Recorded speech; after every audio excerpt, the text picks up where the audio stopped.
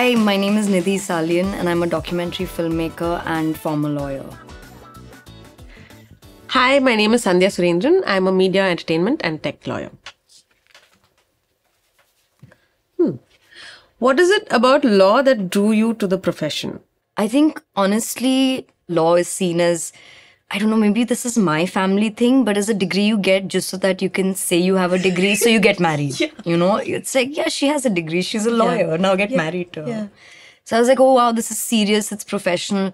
To do something that is essentially humanities, I can be like, wow, I'm cutting edge at something that's not just pure science or commerce. My story is a little weird that way. I wanted to become a detective when I was a kid. But obviously, I mean, being a detective wasn't like glamorous, right? So, and this was like when I was like 8, 9 years old. Like I had like my own little detective club and stuff.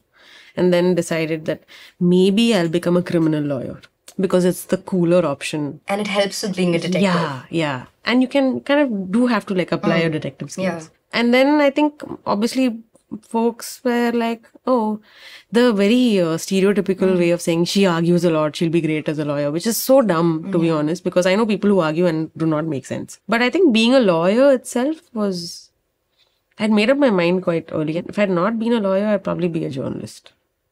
That makes sense. Like I wanted to study biology. I wanted to be a biologist. What? Yeah, and I was Science? yeah, absolutely. I was completely okay with doing that. But again, there was no. You have no visibility on what science looks like as a profession in India, right? So you're like, oh, you'll be in a court and you'll be in a lab. And I was like, okay, I really enjoy the subject, but I can't see a professional life out of this. And when my friend's sister, you know, she had graduated from NUJS at that point and she'd been placed with Amarchand. And I was hearing stories about how she was buying fur coats because she had so much money. She just had so much, she had so much money. And I was like, wow. And she was one of the most intelligent people I knew. Yeah. You're doing arts. Yeah. But you have so, like you're bathing in money and also people take you, like you're respectable, you know, it's serious. And suddenly this world of law firms and, you know, tier 1 and, you know, suddenly like, you know, the cutting edge of your profession and you're getting picked up from college. And I was like, oh, all of that sounds super exciting. You know, it's a challenge. And I didn't even know corporate law was a thing back then. But just that idea of having someone graduate, get like, I think at that point it was close to what, you know, people from IIT get paid, right? Like the biggest packages in India. Yeah. And I was like, I want to be that. Yeah. That's it. I just want to be that. And when I told my parents, in fact, that I want to be a lawyer, they were just like... They happy? They were so disappointed. What? My dad said, this is a third-class profession. What? Why are you doing this? Aim better in life. And this was, he was just so disappointed. And my mama, he also called me up and he was like, have you ever even seen the inside of a court?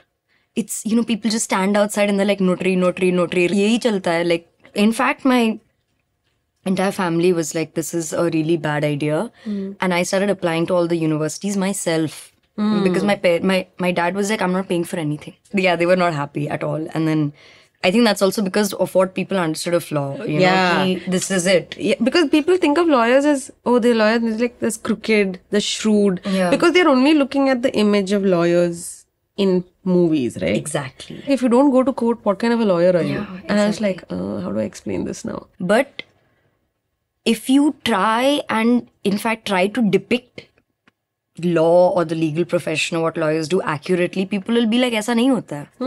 Aapko pata nahi hai. Yeah. Like, well, you made a fake movie. Like, it doesn't happen like this. It's so entrenched that people are like, milord, bolna hi hai, you know? Pick my question. Ooh.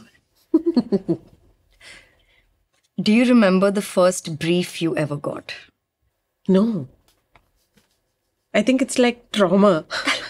I probably wiped it out from my memory. I remember the first major project that I had to work on.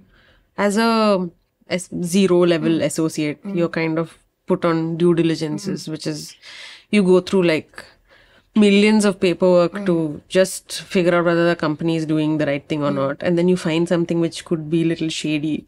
Like that kind of stuff. I don't think I was excited about being a lawyer till much later in my career, which is probably why I don't really remember my first brief either. Thinking about, again, my friend's sister, and I was like, the idea I had of what a corporate lawyer does, and then the sad reality of it. Yeah. You know, it's just like... What was your first brief? Same story, traumatic. I know. And somehow, you know, getting into a law firm, getting your foot in the door makes you feel like you've achieved something, right? Because your entire 5 years of law school, it's like, if you don't get here, then you're a loser. You know? I know. Suck. Yeah, like how... Like you've not done any of this kind of thing. Suck, and there's so much pressure. And like I said, I was never that kind of student. So I was never considered for placements and all of these things. So eventually when I did get the law firm job, I was like, Yeah. You know, after doing nothing, I got it. And then I entered and I was like, wow, okay, I guess I'm doing something right in life, right? Because I did everything my way and I'm still here. Yeah, still here, yeah. Tier 1 firm. And the way they make you feel like nothing so quickly is Humbling. Reality check. It's designed to break your spirit. Yes, it like, is. I don't know if it's like, don't have a life. Do not think of anything outside of your billable hours. Yeah. And your, I don't know, whatever briefs you're getting or whatever it is. Your life is this job that you have. You're a slave. Yeah. This is, I mean, I don't think of it as anything other than like, I don't know, like contract labor. Exactly. But it's fancy. Like, you know, they'll give you a BlackBerry. Wow, cool. It was so cool. I didn't get one. You could afford like a flat in Bandra. Yeah. At a starter level, which Yeah. is a big deal. I know it looks really nice on the outside. But I mean, I feel like with lawyers who are in litigation, they'd probably remember their first brief a lot better than we would. You're just, I mean, I guess when you're a part of corporate law, you're just a brain or just hands. You Hands, know? not brain. What Yeah, brain? sorry. What My brain? bad. No What brain, soul? just hands. Only hands. Just hands and eyes. Eyes, That's it. yeah. I remember, I don't know, there was so there were a whole bunch, again, due diligence.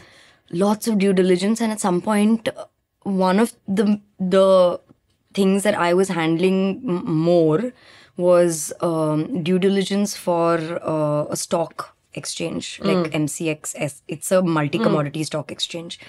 And I was like, yeah, but at that point I was like, this is good, right? Like, wow, more paper. Amazing. And then they just left me in the Sounds stock so exchange. important. Yeah, and I was surrounded by paper.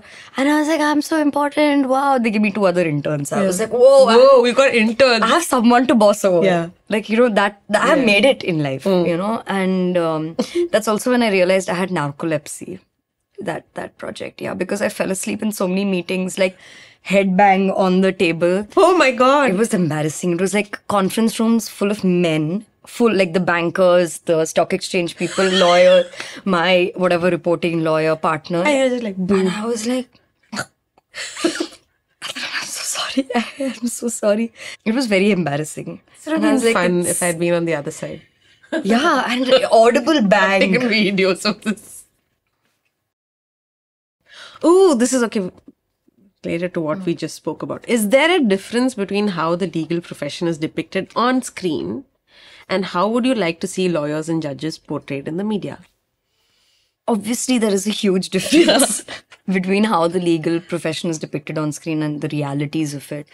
I do feel like what is depicted on screen is an idea of what the legal system works like, with lots of edges sort of like, you know, filed off just to make it palatable, which is understandable.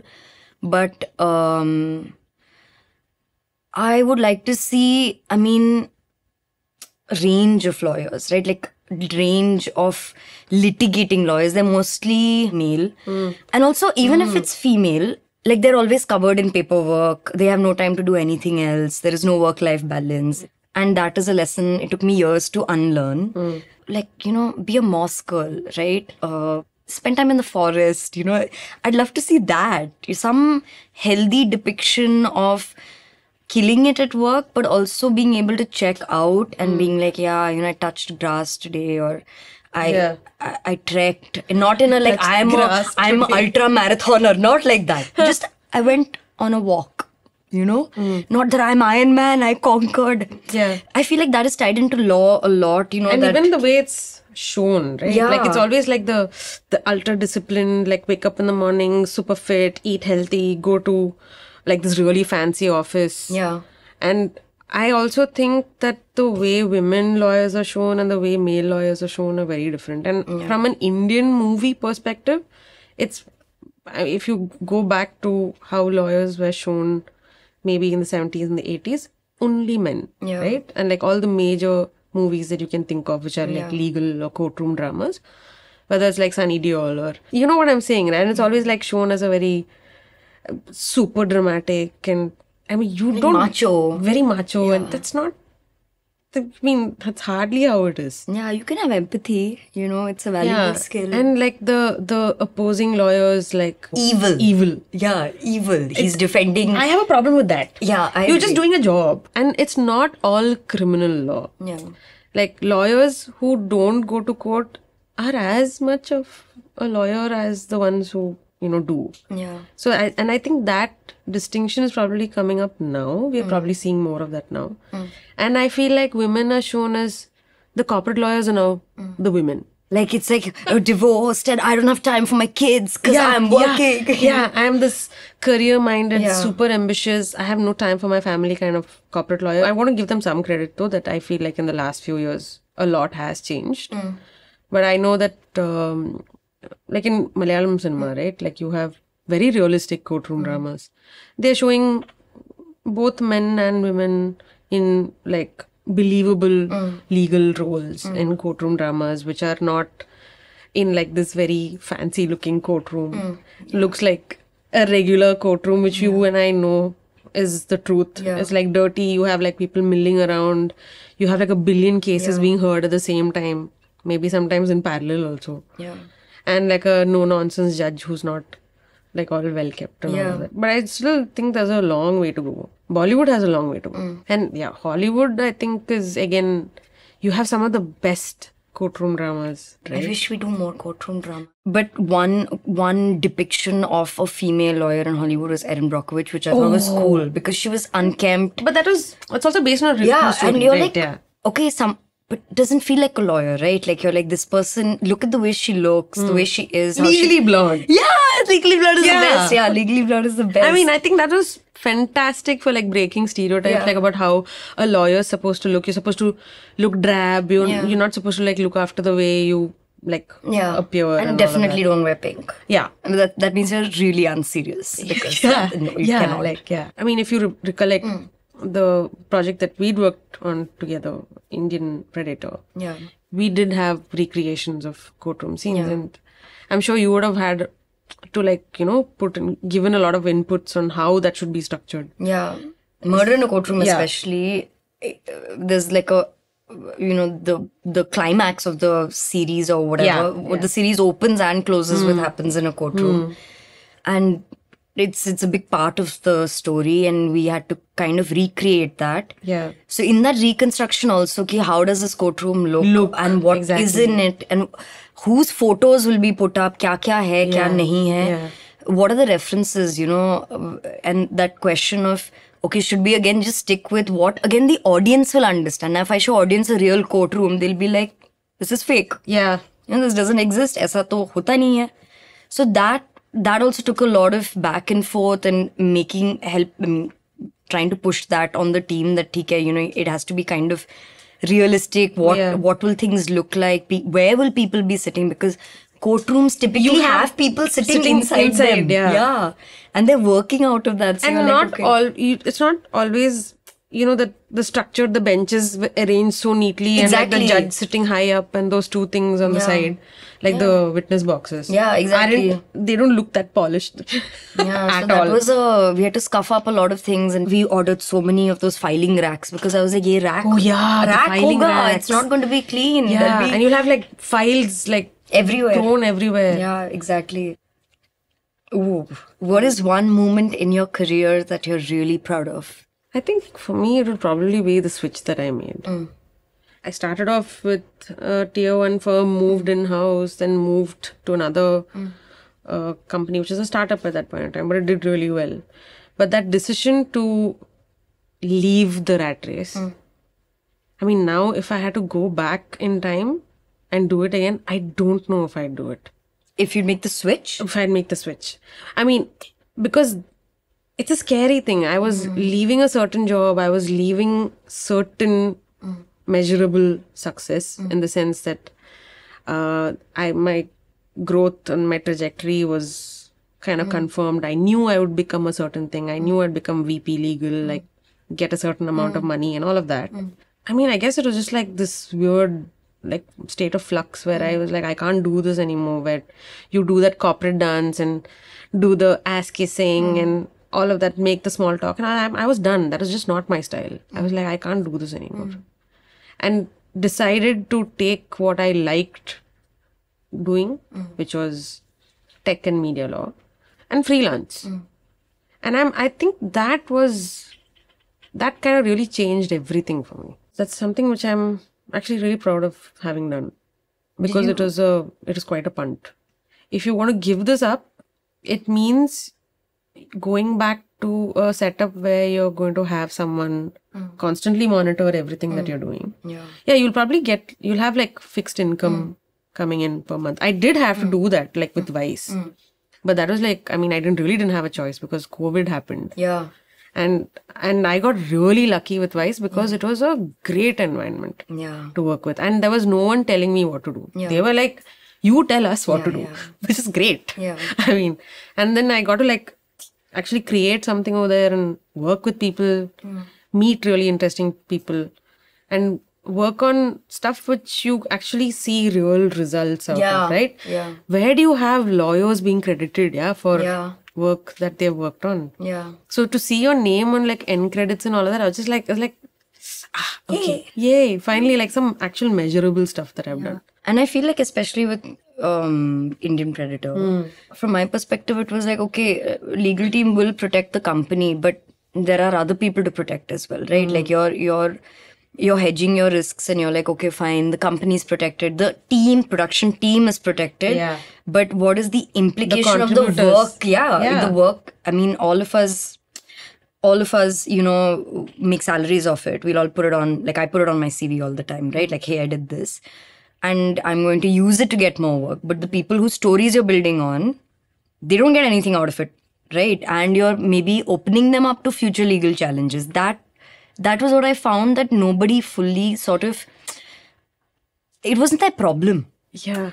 And nobody really even thinks of it. My God, actually, that's so true. And this was constant, especially in Murder in a Courtroom, ki we don't want a situation where contributors will have to face a legal challenge. It's not will they, won't they? We have to do everything in our power to avoid that, because once it starts, nobody can stop it. And they've already dealt with this for 10 years, you know. So the least you can do is just think about how to protect them. And I found at that point it was so new for every department, like across the board. How do you use this? How do you do that? Like there was no precedent set, you know, even for India or Indian production companies on how to deal with something like that. And also it was a pandemic. Yeah. So all of that put together, I felt like it was scary stuff. And honestly, I'm quite proud of what we pulled off, because it was difficult, you know, you can't. And I remember people asking at that point, that fact check sheet, like, what is a fact? I had this question. So what is a fact? Is Nagpur is a city in Maharashtra? Is that a fact? Do I have to give references for that? Like citation? Kya bolu? Coming back to that whole, the true crime bit and protecting the people who are contributing, that was also a concern that we faced on another documentary. When My Daughter Joined a Cult. Which was obviously like tricky, right? Because these are people who are talking about their very, very traumatic real life experiences, which could potentially also be considered defamatory. And then we were actually taking decisions on, so they obviously turned to legal to like say, can we do certain things? Can we say certain things? And to what extent can we say it? And if that person is revealing a lot of stuff on camera, how do we protect them? And offering those solutions. And then these are real people, This is not like some random company with no individual personality who you're protecting and saving a lot of money. So like, I just feel like doing that kind of work just makes you feel a little like, okay, some purpose in life kind of thing. Yes. Okay. Has there been a time in your life when knowing the law got you out of a difficult situation? of my story is something that would get me into trouble also. I've always found that when I say I'm a lawyer, especially with law enforcement, they're like, तो पता चल रहा, पता होना था आपको. Like, how could you make this mistake? Yeah. In Nagpur, honestly, on a lot of like documentary shoots, research, it always helps when I'm like, I'm an advocate. You know, then I show them my bar council card. And I'm like, look, that's me on this card. And then people trust me more. There's some legitimacy to Some what you're doing. legitimacy. Like, exam bhi diya, study bhi kiya, practice bhi kiya. Then I'll talk about some internship, ye court mein, and then they're like, oh, okay. Okay. So it has always, it has never got me out of like a real situation. Yeah. Because what I will fumble and be like, I practiced law 10 years ago. Yeah. Now I don't know anything, yaar. But it's always helped in getting people's trust outside of cities. For me, it was work the other way In around. other towns and stuff, they trust me more when I say I'm an advocate. What about you? I'd like to think that being a lawyer has actually gotten me into a lot more trouble than otherwise because I remember when I was house hunting in Bombay, Yeah. the guy who was helping the agent was like, "Madam, let's not tell people you're a lawyer." I was like, "Oh, That a woman lawyer. yeah." And then like short hair also. So there's like one image, right? Like she's a lawyer, she's short hair, she's like so looks like trouble. But there was this one instance which involved some inebriating substance, Sure. which was found in the car. And the fact was that we had friends pointing out to me saying she's a lawyer. And the cops got really cheesed off, man. And they were just like, you're a lawyer, you should have known. Pata hona chahiye tha. And I was like, yeah, but so then I did know. And I was just like, yeah, but it's much lesser than the legal amount which you said is like a problem, right? So then that guy looked at me and he said, where's your bar council card? And I wasn't carrying it. And I was just like, then you're not a lawyer. He said, you have tattoos, you don't look like a lawyer. What some weird random stereotypes people have. Then you have people saying, we have a lawyer in our midst, so if I kill someone, she'll get me out of it. I'm like, no, I won't. If you kill someone, you'll just rot in jail. That I hate that freaking Yeah. joke. You will help me. No. But, I will not. But like you said, I feel that using the fact that you're a lawyer in personal situations and especially with family, like for example, like my parents wanted to invest in something or wanted to buy a property and they'd taken me along and they're just like, she's a lawyer or she's our daughter, blah, blah, blah. So there's a immediate shift in the power dynamic. They're just like, मैं कुछ कर oh, सकती हूँ. yeah, I could if I wanted. Yeah, I mean, I do not practice this field of law and I Yeah. know very little about it, Yeah. but I can. I could. I could. I know some people. Yeah. And there's also that whole thing, right? Like when someone says like, you don't know who I am, like, I'll sue you. I'm like, sue me. Sue me, bitch. I'll do it. I'll get it. I'll sue you back for free. It's like, oh my god. So one of my first job ever, it was some bad blood. Yeah. They sent me legal notices after that and I just ignored them. I'm very confident that if you want to take legal action against me, there has to be some very quantifiable screw up from my end. Yeah. Otherwise, you can't do anything. Yeah. You really can't do anything. And there was also like a time during my career when I was artist manager. But the minute I would mention that I was a lawyer, people would actually take me more seriously. Yeah. And they'd be like, okay, now you have our attention, which is great because, I mean, in media entertainment, most of the representation that you have is not just your contractual stuff. Sometimes you're negotiating on behalf of your artist and it's not just a legal thing. Yeah. It's a situation that they are in and you want to pull them out of it. And they take you very seriously when you have a lawyer come into the picture. Sometimes they think there's something wrong. That's why the lawyer has come in. Yeah. And I'm like, Or something's no, going to be wrong. Yeah. So I'm just like, I'm here to make sure that nothing goes wrong. Yeah. So me being a lawyer is a good thing. Yeah. This is to make sure that whatever you all are doing is not going to trigger any problem or breach any contract or for that matter violate any law which I am aware of. Yeah. The only other time it's ever helped me is when I have to handle my own contracts and then things go like someone is trying to convince me that, you've not read it correctly. Then I switch out my signature to Nidhi Sali and IMDb, all of that to BLLB. Oh yeah. I'm like, what's up? Don't tell me how to read this contract, bro. Yeah. What is one thing that you wish you could change about the legal profession? Only one thing, Sandhya. Boys club. Break the freaking boys club. today maybe you can still probably pull up a few names like women lawyers, but historically all the big lawyer names that you think of are all men. Yeah. And I really want to change that. And if you have to be a serious lawyer, you have to be either someone who's practicing the Supreme Court or doing very specific like banking or corporate law. And like I've heard like other peers in media and entertainment I'm not going to take names, but a very popular media entertainment lawyer, a woman, but when she was brought up in conversation, they were just like, no, we need someone who's serious. And I got really offended when I heard that. I'm like, what do you mean by that? They're like, oh, sorry, we forgot that you were in the room. How honest. Yeah, like, dude, I mean, what she's doing is also serious work. Yeah. Just because you think that media entertainment is frivolous, you have some weird stereotype in your head about how that industry works. That doesn't make it any less than what you do. It's just media. Yeah, but if you are talking about a serious lawyer, it's a man and who looks a certain way and who practices a certain kind of law. Only that is a serious lawyer. I'm sorry, I don't believe that. Going by the stereotypes also, like this whole how lawyers need to look, right?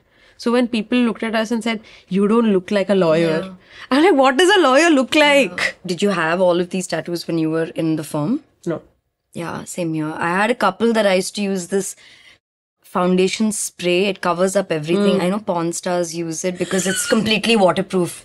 Yeah, it's too good. Yeah, I know. So then I would spray everything and cover up like any visible tattoos because I don't know, man. The perception was so off. I'm like, I'm coming to work. If I'm going for a client meeting, fine, I'll wear pants, you know, so no one is offended.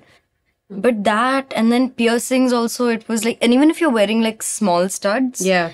I don't know, there was a certain sense of like, you have to be very boring looking. Yeah. And even the women, I'm saying boys club, maybe women, they take up the mantle of being these men or behaving like them. Behaving like them. There is no change. It's just that you're So like a girl boss, you know? You have to like look a certain way to be a lawyer. When I had to go to court, someone told me, oh, maybe you should like conceal it. And then like one of the interns at the firm was like, by the way, the Advocates Act has nothing about tattoos. Yeah. So you're not really like violating any code of conduct. Yeah. I was like, okay, then. Yeah. And it's a perception and a stereotype that's built based on how male lawyers have looked. And that whole thing about good-looking lawyers are not serious lawyers is like, I was like, because this was again brought up in the context of this person that I was talking about. You have to look unhealthy because you need to look like you care about your work a lot. Come on. You have to look miserable. You have to have like bags under your eyes. Okay, that I have. And like look unhappy in general for you to be considered a serious lawyer. If you're happy and if you're like colorful, you're like, you're not a lawyer. You're frivolous. So cool. I think this is a great conversation which we should continue. Yes. I'm so happy we got to have it. Yes. Yes. Likewise.